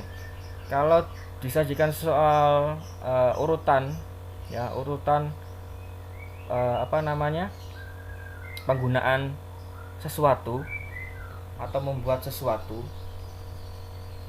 itu biasanya ada awali dengan atau juga siapkan ya, siapkan apa atau alatnya yang disiapkan atau bendanya. Nah, itu pasti nomor 1 ya. Lalu kalau makanan itu biasanya diakhiri dengan sajikan. Nah, itu sudah pasti, berarti kalau sajikan itu sudah siap. Artinya sudah selesai gitu kan. Sudah siap untuk dihidangkan gitu. Nomor 23, ini langkah yang pertama merujuk pada nomor 6. Nomor 6, kupas dan cuci bersih mangga lalu potong kecil-kecil. Nah, ini membuat jus mangga, ya kan? Berarti mangganya dikupas dulu, dicuci bersih dulu. Nah, setelah itu dipotong-potong. Nah, ternyata yang kedua dari A, B, C, D pilihannya sama semua. Ya, merujuk ke nomor 2. Masukkan mangga yang sudah dipotong ke dalam blender. Setelah dipotong-potong, masukkan ke dalam blender. Oke. A, B, C, D sepakat nomor 6 dan 2 diletakkan pada urutan pertama dan kedua. Nah, pada urutan yang ketiga, A, B, C itu merujuk pada nomor 1, sedangkan yang di nomor 4. Kita lihat mana yang paling tepat. Setelah dimasukkan dalam blender, 1 ya, beri air dan gula secukupnya. Nomor 1. Kalau nomor 4, setelah dipotong-potong dalam blender, tancapkan steker pada lubang listrik atau sumber listrik lain. Nah, ini kan belum selesai ya. Jadi setelah dipotong-potong, yang paling tepat adalah diberikan air dulu kan, air dan gula. Nah, setelah itu baru mungkin bisa dinyalakan blendernya. Oke, berarti yang D kita eliminasi. Berikutnya antara A, B, C, A dan B sama-sama merujuk ke nomor 4. Kita lihat mana yang sesuai, A, B atau C. Beri air dan gula secukupnya. Terus nomor 4, tancapkan steker pada lubang listrik atau sumber listrik lain. Kalau nomor 3, beri air dan gula secukupnya. Tekan tombol 1 hingga 4 untuk mengatur kecepatan blender. Blendernya belum ditancapin, sudah sudah ditekan tombolnya. Nah, salah, ditancapkan dulu baru tekan ya. Ini bisa merusak blender kalau seperti itu. Ditekan dulu tombolnya baru ditancapkan. Nah, nanti akhirnya orangnya kaget, nggak jadi jus nanti ya. Ya, yang paling tepat itu ditancapkan dulu stekernya baru ditekan tombol. Berarti yang C ini salah. Ya, berarti antara A sama B. Nah, A sama B. Nah, 5 dulu atau 3 dulu. Nah, oke, kita lihat. Tancapkan steker pada lubang listrik atau sumber listrik lain. Jadi setelah ditancapkan, tahapan berikutnya apa? Setelah ditancapkan, misalnya 3 dulu, tekan tombol 1 hingga 4 untuk mengatur kecepatan blender. Ya, benar. Setelah ditancapkan, setelah mangga halus, matikan blender dengan menggunakan tombol off. Jus mangga siap untuk dihidangkan. Ya, salah ya. Ini belum di blender sudah selesai ya. Ini kan melompati 1 tahapan. Ya, berarti yang 3 dulu. Berarti yang tepat adalah yang B. Nomor 24, bacalah teks berikut dengan cermat. Di era titik-titik-titik seperti saat ini, masuknya budaya asing tidak dapat dibendung, mulai dari budaya berpakaian, tarian, musik, dan kesenian lainnya. Generasi muda lebih cenderung menyukai budaya-budaya luar. Mereka beranggapan budaya dari luar lebih kekinian. Jika hal ini terus berlanjut, maka budaya dalam negeri akan tersingkirkan. Istilah yang tepat untuk melengkapi bacaan di atas ya. Karena ini pembahasan memang harus saya baca semuanya, tapi kalau mau hemat waktu ya baca ini dulu, pertanyaannya dulu. Istilah yang tepat. untuk melengkapi bacaan di atas. Oh yang mana? Oh yang ini. Nah, fokusnya sama paragraf yang kalimat yang ini. Yang kosong mana? Yang rumpang yang ini, yang titik-titik ini. Di era titik-titik, di era lokal, bukan. Di era nasional, salah. Di era tradisional, salah ya. Yang tepat adalah globalisasi. 25. Nah, ini juga bisa kita fokus ke pertanyaannya dulu langsung. Ungkapan yang tepat untuk melengkapi kalimat tersebut. Kalimat yang rumpang. Randy juga anak yang titik-titik. Randy juga anak yang titik-titik. Dia tidak pernah menyombongkan kemampuannya di depan teman-temannya. Tidak pernah menyombongkan. Nah, ini berarti seperti peribahasa gitu ya. Randy juga anak yang besar kepala, salah. Besar kepala itu artinya sombong.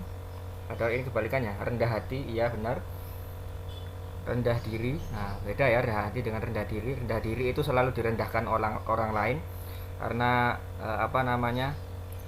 sudah sangat tidak berharga lagi. Nah, sudah tidak punya harga diri lagi, itu namanya rendah diri, sangat-sangat hina sekali. Tinggi hati sama seperti besar kepala ya, sombong. Berarti yang B, ungkapan yang tepat adalah rendah hati atau tidak sombong.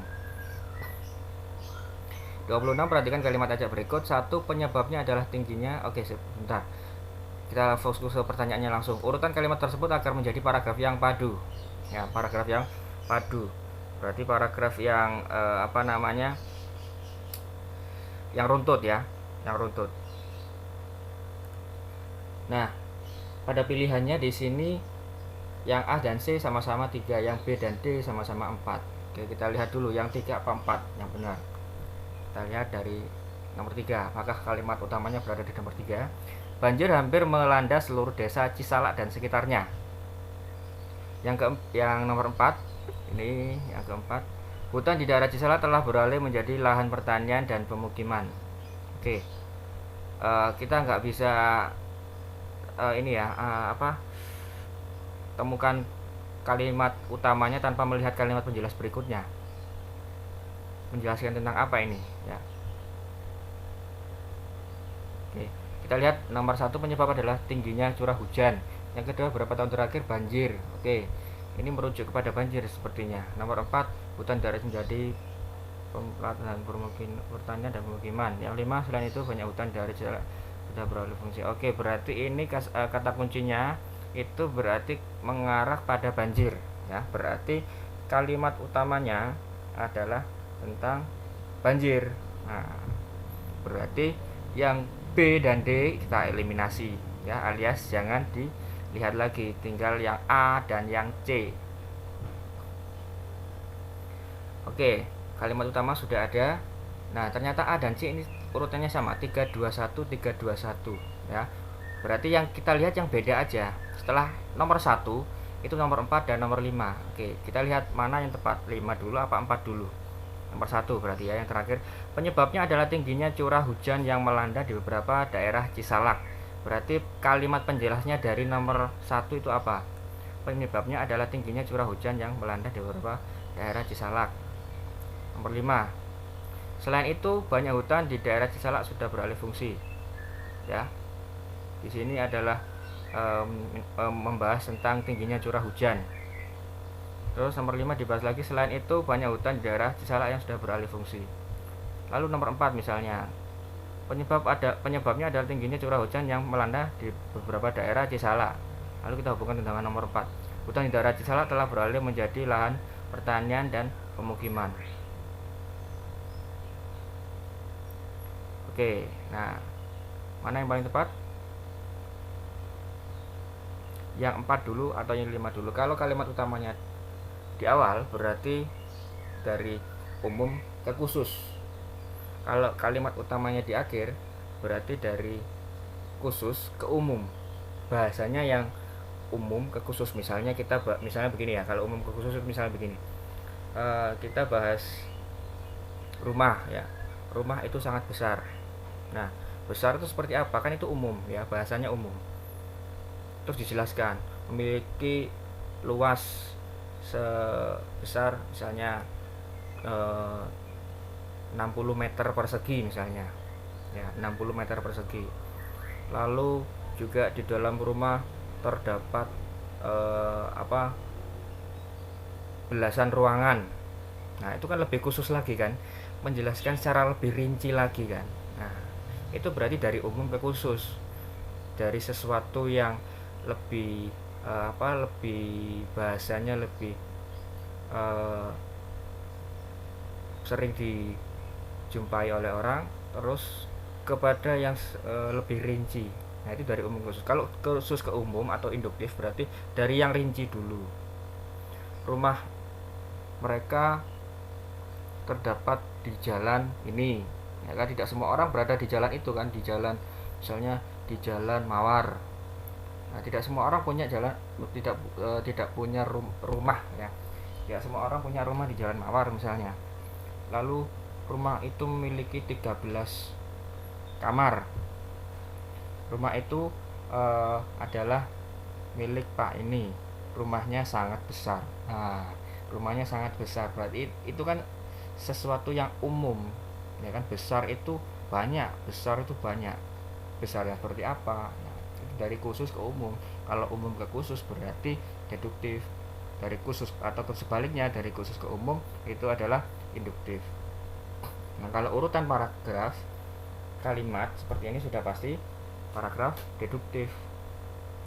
Nah, berarti kita cari antara 4 dan 5 itu lebih umum mana, ya kan, lebih umum dulu baru ke khusus.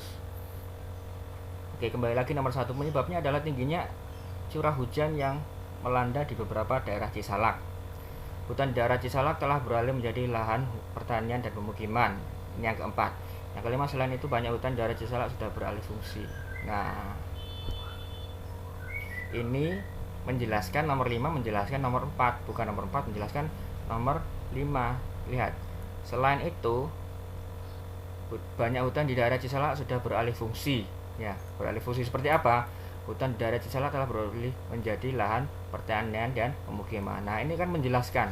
Ya, nomor 5 nomor 4 menjelaskan nomor 5. Berarti nomor 5 dulu baru nomor 4 yang A. Itu ya. 27, perhatikan petunjuk penggunaan kipas angin yang acak. Nah, ini sama nomor apa tadi ya? Nomor berapa tadi? Penggunaan ini ya. Jus mangga, tadi membuat jus mangga. Nah, sekarang penggunaan benda. A, B, C, D semuanya sepakat nomor 3 dulu ya. Nomor 3 itu apa? Pasang steker pada stop kontak. Jadi dicolokkan dulu ya. Dihubungkan ke arus listrik. Oke, sesuai. Nah, A, B, C, D berbeda-beda. A dan C sama, B dan D sama. A dan C 1 setelah nomor 3, B dan D 2 setelah nomor 3. Oke, kira-kira nomor 1 2 atau nomor 2 dulu kita lihat. Pasang steker pada stop kontak. Oke. Periksa menu tombol. Periksa menu tombol.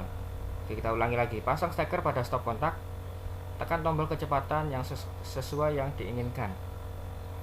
Nah, pasang steker stop kontak. Setelah dipasang, lalu ditekan tombolnya. Kira-kira ditekan tombolnya langsung atau diperiksa menu tombolnya biar kita lebih tahu mana. Nomor 1 dulu tadi kan. Jadi nomor 1 dulu kan.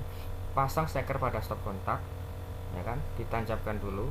Setelah ditancapkan, baru kita periksa dulu menu tombolnya. Bukan di tombolnya ditekan dulu baru diperiksa, ya, terbalik. Berarti kan kita colokkan dulu, tancapkan dulu pada stop kontak, baru kita periksa menu tombolnya. Oh, mana yang nomor 1, mana yang nomor 2 misalnya. Nah, mana yang paling cepat, mana yang sedang, mana yang ringan. Nah, berarti nomor 3 dan 1. Mana yang 3 dan 1? A sama C, berarti B dan D kita eliminasi, jangan dipilih ya. Anggapannya ini kita coret aja ya, jangan dilihat dah. Jangan dilihat, yang dilihat adalah A sama C ya. Kita mengerucut pada A sama C. Oke, 31 31. Nah, ini yang beda di langkah yang ketiga. 4 dulu atau 2 dulu. Pasang steker pada stop kontak. Oke, setelah ditancapkan, periksa menu tombol. Oke, setelah berusaha baru tekan tombol kecepatan. atau tekan mana ini? Tekan atau tarik tombol untuk menentukan arah kipas angin yang diinginkan. Tekan atau tarik tombol untuk menentukan kipas angin yang diinginkan. Nah, jadi setelah dipasang striker kontak, terus diperiksa menu tombol. Setelah itu tekan tombol kecepatan sesuai diinginkan.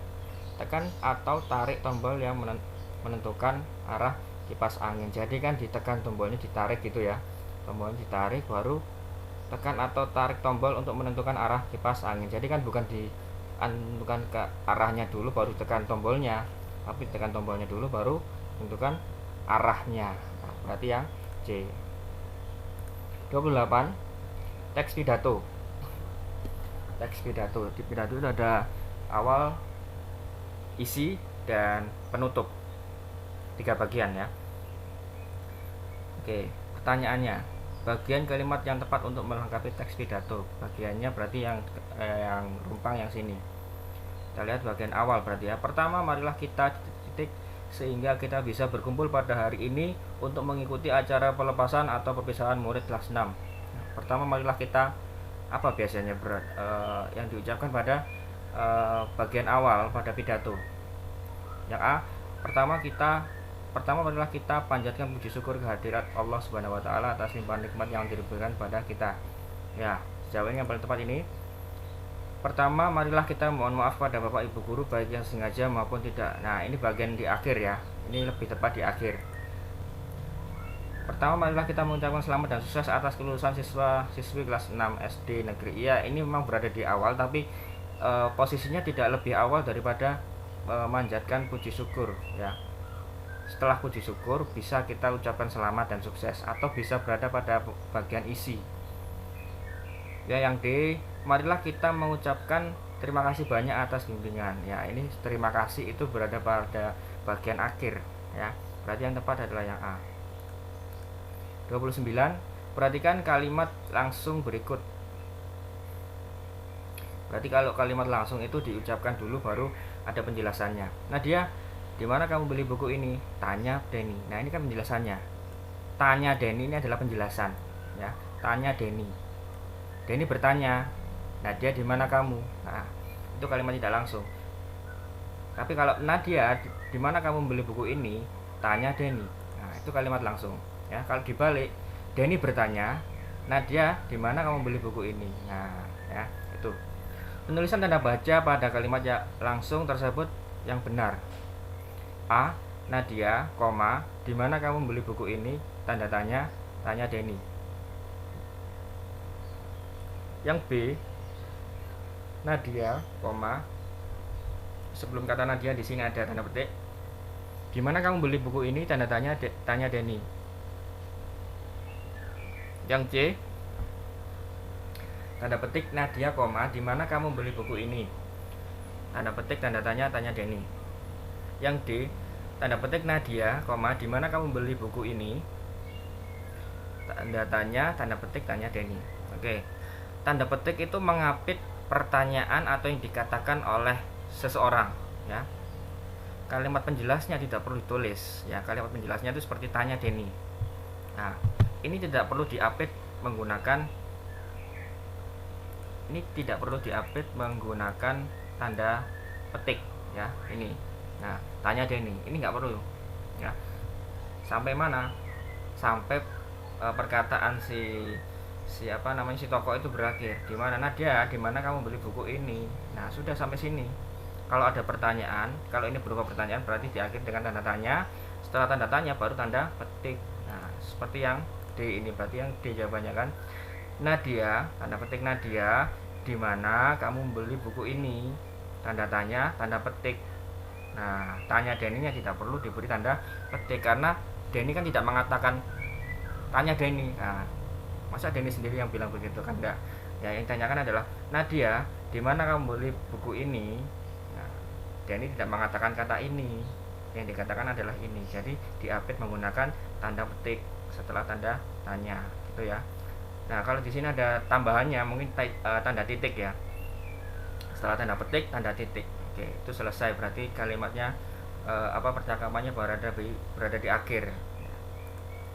Oke, jawabannya yang D. Nomor 30, perhatikan paragraf berikut. Taman Bungkul berada di kota Surabaya.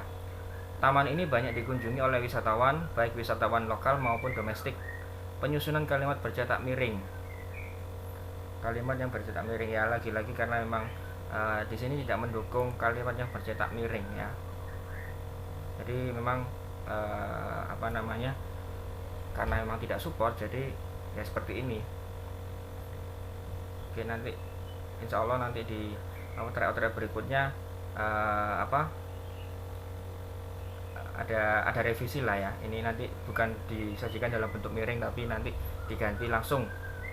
Maksud dari kata tersebut adalah, nah itu ya. Oke, nomor 30. Nomor 30 ini kemarin yang dicetak miring adalah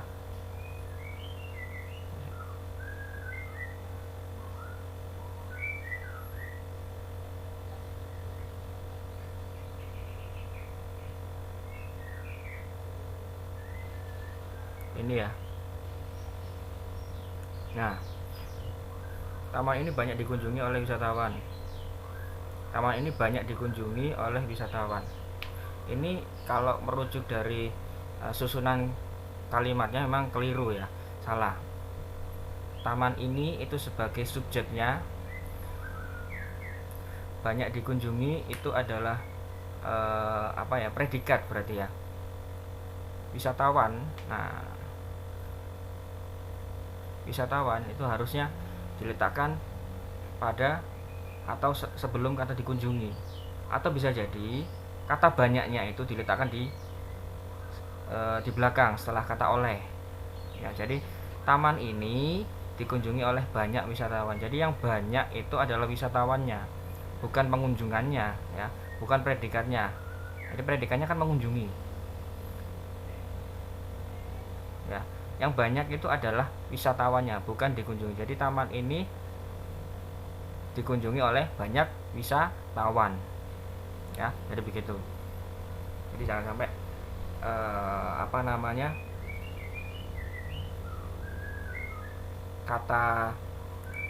kata sifatnya ini ya, kata sifatnya ini digandeng dengan kata atau predikat ya, itu salah. Lebih tepat ke ini. Nah, ini ya. Berarti jawabannya yang C. Taman ini dikunjungi oleh banyak wisatawan.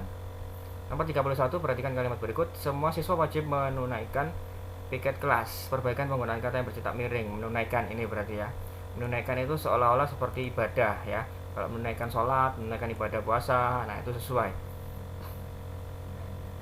Berarti yang tepat untuk menggantikan kata menunaikan gitu ya. Semua siswa wajib mengerjakan, melaksanakan, melakukan, menjalani. Mengerjakan itu seperti pekerjaan, melaksanakan itu seperti kewajiban ya, melakukan itu semua hal tetapi yang tidak diwajibkan, menjalani itu seolah-olah seperti sinonim dari melakukan ya, melakukan hal-hal tetapi yang tidak diwajibkan. Nah, berarti jawabannya 31 adalah yang B ya, melaksanakan, karena sifatnya wajib. 32, tadi pagi Nanda memberi saya 2 buah jeruk bali. Penulisan kata yang tidak sesuai dengan ejaan. Kata yang tidak sesuai dengan ejaan. Yang A tadi pagi, B Nanda, C 2 buah, D bali ya. Yang mana? Kalau Nanda karena nama orang memang betul ya, betul. Diawali dengan huruf kapital ya, N besar itu betul. Tadi pagi, kenapa T-nya besar? Ya karena dia berada pada kalimat awal ya, pada awal kalimat.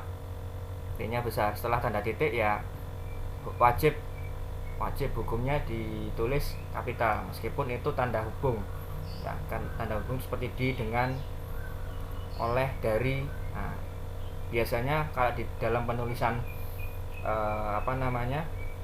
judul itu kan tulis kecil ya, tapi kalau berada pada awal di sana atau di rumah itu ya, di rumah itu D-nya kan kecil harusnya kan. Tapi meskipun begitu kalau setelah tanda titik ya wajib hukumnya dia dibuat kapital huruf D-nya ya. Tadi pagi benar, Nanda juga benar, 2 buah juga benar ya. 2 buah tidak perlu dikapital ya. Nah, Bali kan nama daerah, Pak. Iya, memang benar nama daerah, tapi dia adalah satu kesatuan ya, Jeruk Bali. Ya, jangan dipisah ini. Ini Jeruk Bali, bukan Pulau Bali. Kalau Pulau Bali merujuk ke daerahnya, berarti tetap besar tulisannya. Ya, Pulau Bali. Tapi karena ini merujuk pada sebuah buah-buahan, maka nama daerahnya tidak perlu ditulis besar, B-nya tetap kecil ya, tidak perlu dikapital, berarti Bali yang D. 33. Ibu guru berpesan, anak-anak jangan suka membuang sampah di sembarang tempat. Tanda baca yang salah pada kalimat tersebut.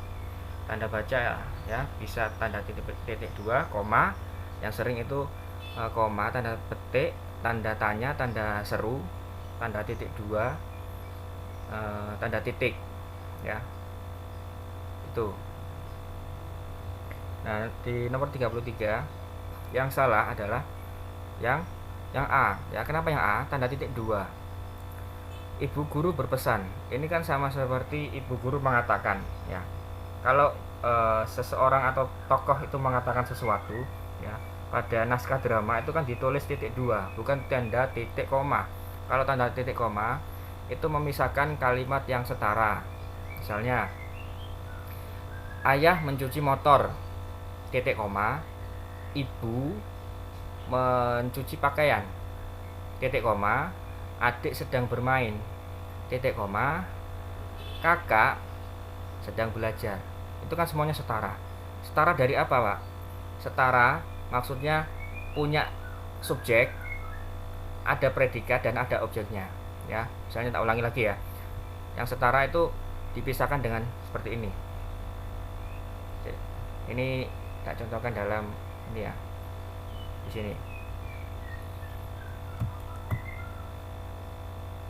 Jadi kalimat yang setara itu dipisah menggunakan tanda titik 2. Misalnya,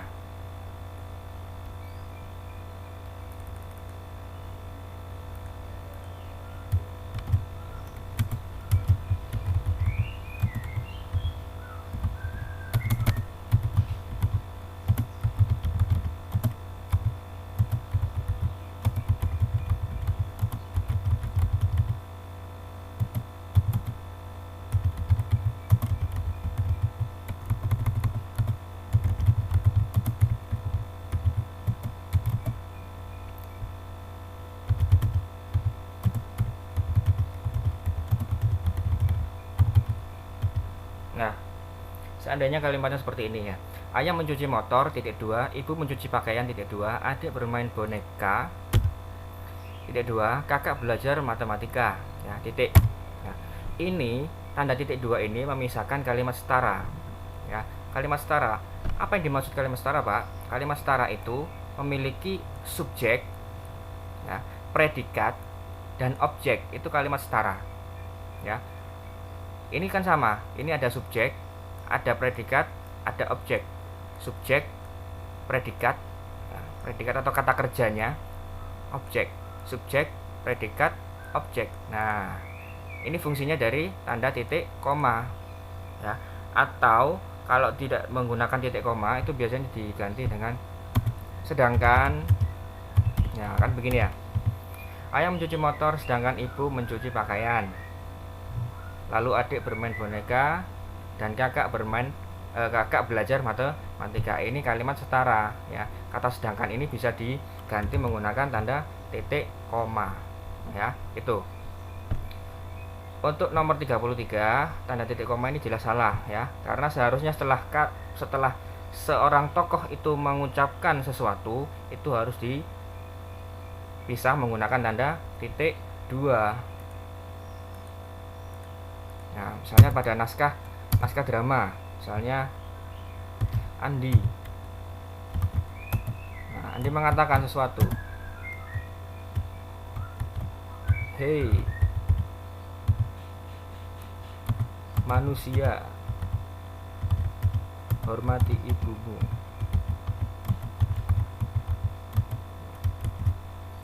Nah, ya kan, tandanya dipisah menggunakan titik 2. Jadi ini nama tokohnya.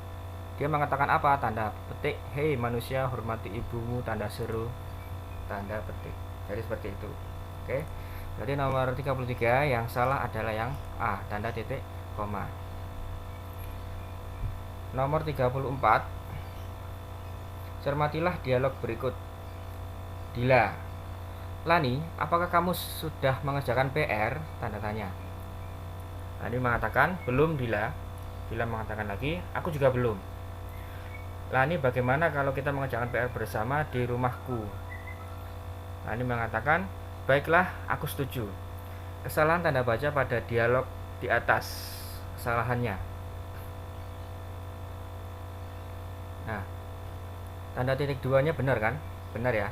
Oke, tanda titiknya duanya benar. Ya, setelah ada nama tokoh, lalu di sini memang di sini tidak di ini ya, harusnya ada tanda petik duanya. Lalu tanda tanya, Lani, apakah kamu sudah mengerjakan PR? Ya, ini kan sifatnya bertanya, maka ada tanda tanya. Benar, berarti. Tanda seru di mana letaknya? Nah, sini ya. Lani, bagaimana kalau kita mengerjakan PR bersama di rumahku? Tanda seru itu seperti perintah ya, seruan. Tanda seruan. Yang D, tanda titik. Tanda titiknya di mana? Tanda titiknya aku juga belum. Lani, di sini ya titiknya berarti ya. Di sini. Aku juga belum. Lani, bagaimana kalau kita mengerjakan PR bersama di rumahku? Nah, di sini ini harusnya pertanyaan ya, bukan tanda seru ya. Bagaimana kalau di rumahku saja? Bagaimana kan juga pertanyaan. Berarti tanda serunya yang salah. Yang C.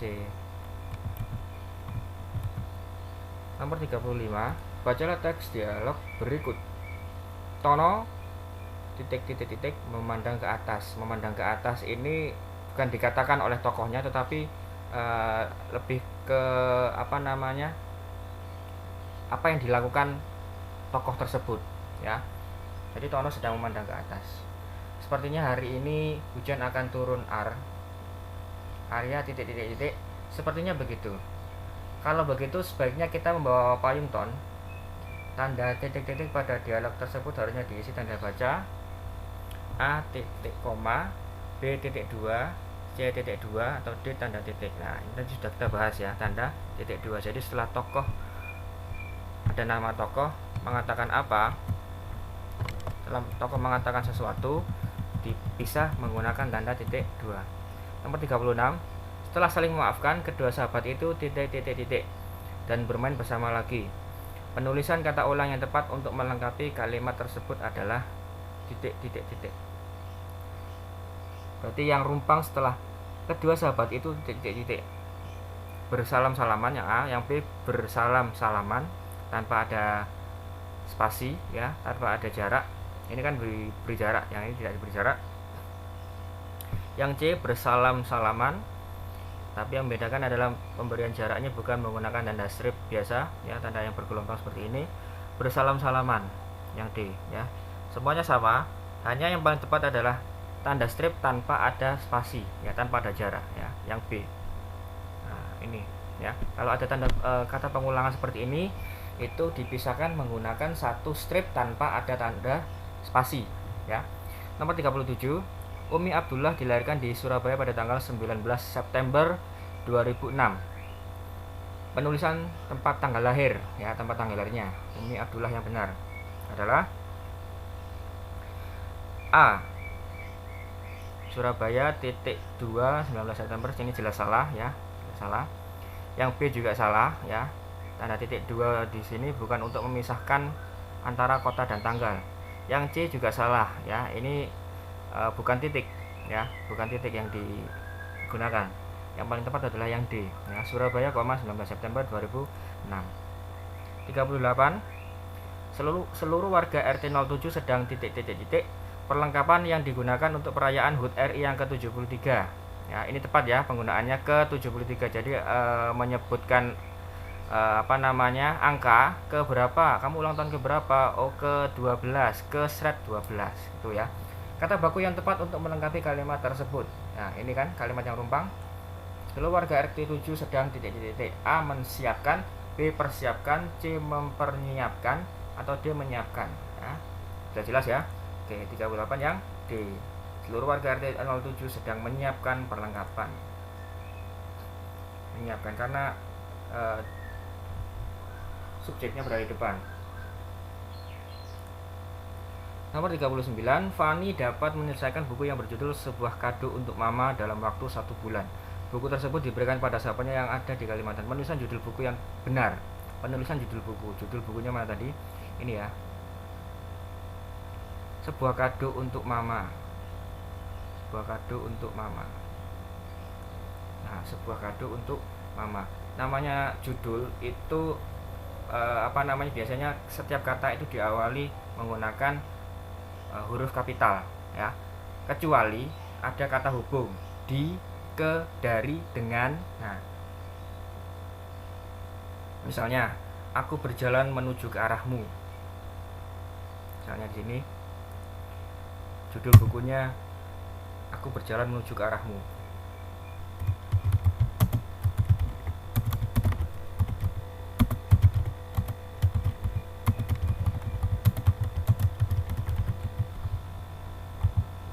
Di sini kata hubungnya adalah ke ya. Untuk penulisan judul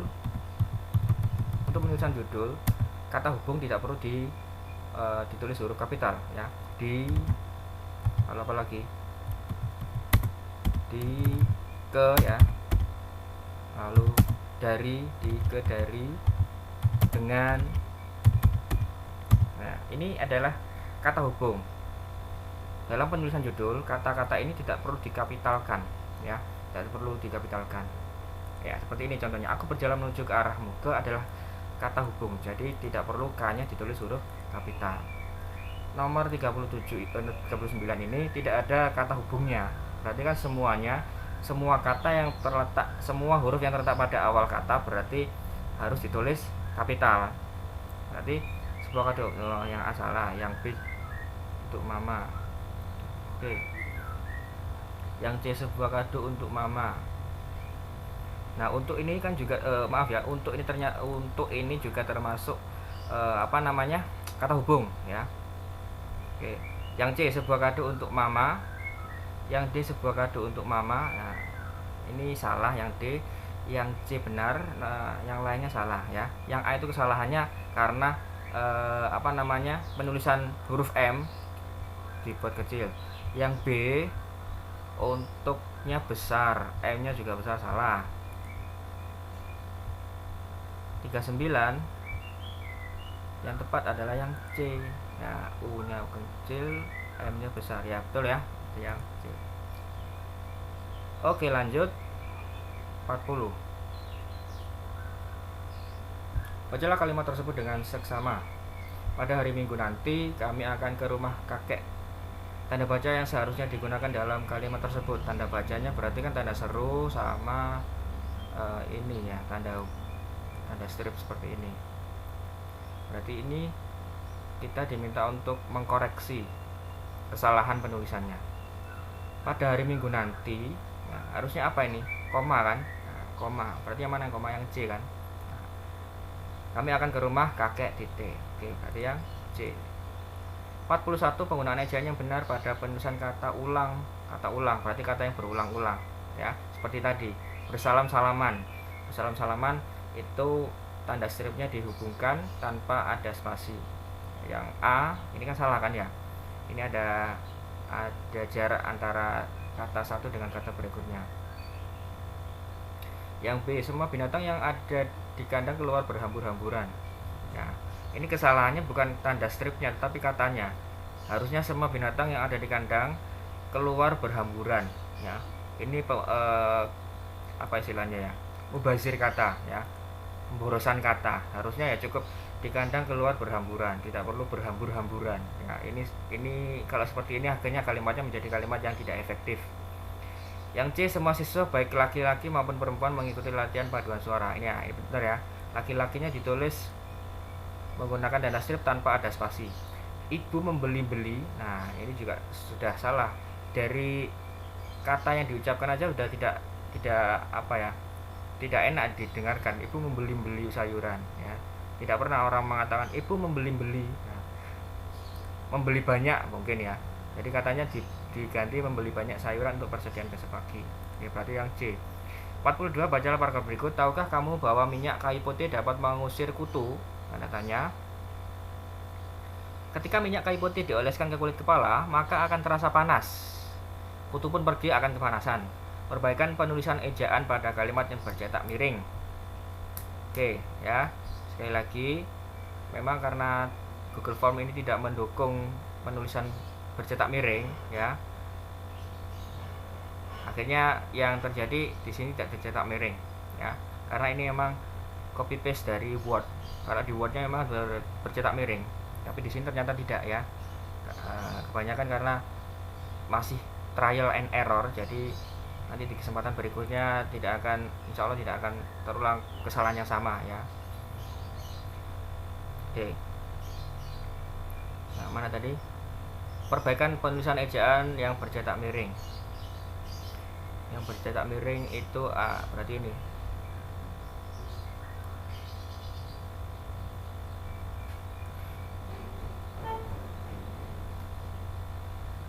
Tak akan terasa panas ketika minyak kayu putih dioleskan ke kulit. Nah, ini ya. Kutu pun pergi akan. Oh, ini sih, maaf. Keliru. Kutu pun pergi akan kepanasan. Nah, kutu pun pergi akan kepanasan. Ini penyusunan kalimatnya juga salah, ya. Kutu akan pergi karena kepanasan, gitu kan bisa, ya. Nah, kita lihat jawaban yang tepat untuk menggantikan kalimat yang ini, ya, yang di blok biru ini. Kutu pun pergi akan kepanasan. Yang A, kutu akan pergi karena kepanasan. Yang B, pergi karena kepanasan kutu tersebut. Yang C, kutu pun akan pergi karena kepanasan. Yang D, kutu pun akan pergi karena kepanasan. Nah, ini pilihannya ada dua, antara C atau D, ya, antara C atau D. Punnya itu dipisah atau tidak, kan begitu, ya.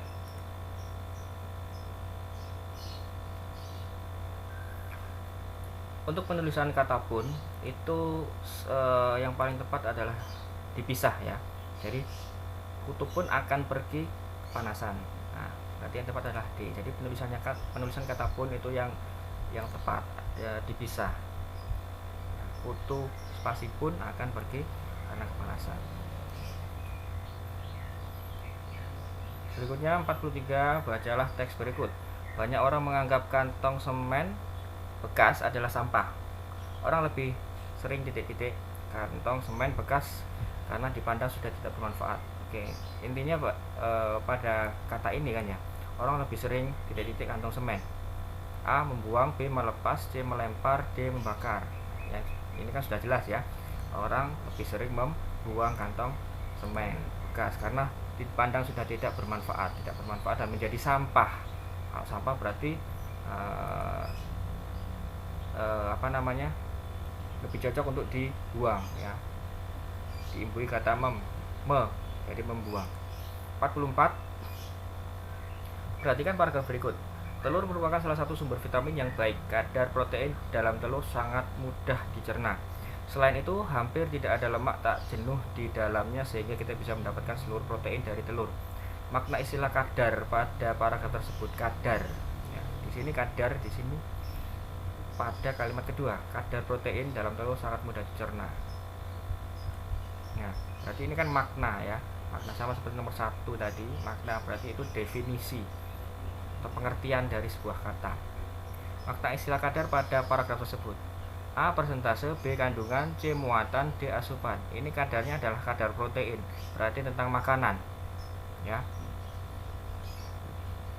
Kalau persentase itu bukan merujuk ke makanan, ya, lebih mengarah ke hitungan. Nah, kalau B ini lebih familiar ke makanan, ya. Kandungan di dalamnya apa. Nah, itu biasanya makanan kan menggunakan kata kandungan, ya. C, muatan itu lebih ke listrik, ya. D, asupan. Kalau asupan ini memang nanti arahnya ke makanan, tetapi artinya maknanya tidak sesuai dengan kadar, ya. Asupan itu kan sesuatu yang dibutuhkan, ya. sesuatu yang dibutuhkan oleh tubuh itu, asupan makanan. Nah, itu lebih cocok ke situ. Jadi kalau kadar itu artinya berbeda dengan asupan, meskipun sama-sama nanti mengarahnya atau merujuknya ke makanan ya.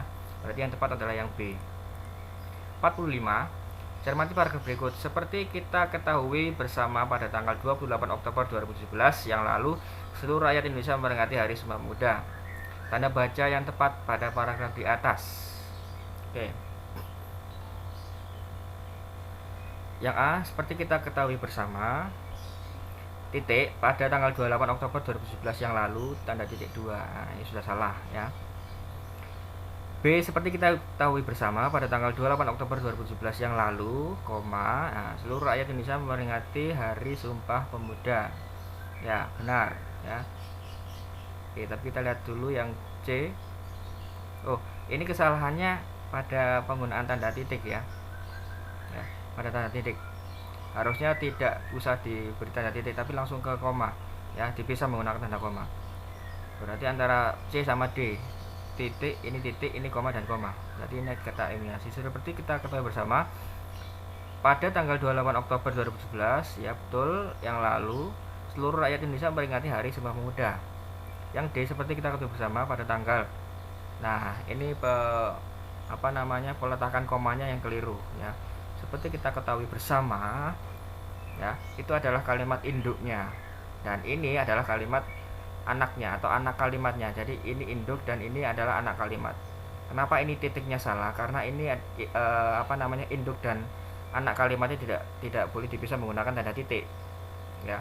Seperti kita ketahui bersama, itu adalah induk kalimat dan dijelaskan pada setelah tanda koma, pada tanggal 28 Oktober yang lalu seluruh rakyat Indonesia memperingati Hari Sumpah Pemuda ya. Jadi yang C. Oke, itu ya yang bisa kita bahas pada video ini. Jadi intinya memang harus banyak-banyak berlatih atau membaca ya, khususnya untuk membaca sastra itu yang menjadi kelemahan kita. Perlu penambahan kosakata dan maknanya juga ya. Latihan-latihan soal bisa kalian cari di internet atau nanti bisa menunggu update dari wali kelas masing-masing.